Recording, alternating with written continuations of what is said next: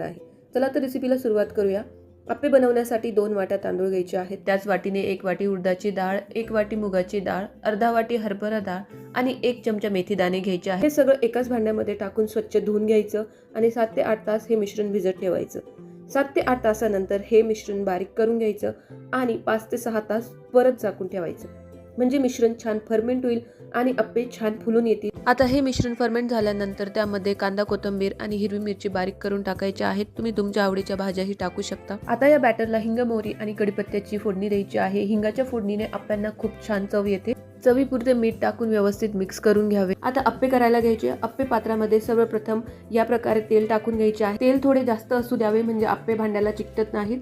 आता यामध्ये अशा प्रकारे छोट्या चमच्याच्या साहाय्याने अप्पे टाकून घ्यायचे आणि झाकून 5 मिनिटांसाठी शिजू द्यायचे. गॅस कमी ठेवावा म्हणजे अप्पे लवकर डागत नाही आणि आतून बाहेरून छान शिजतात. आता झाकण काढून